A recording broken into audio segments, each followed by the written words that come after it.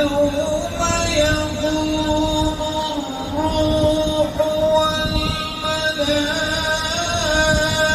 والملائكة صفا لا يتكلمون إلا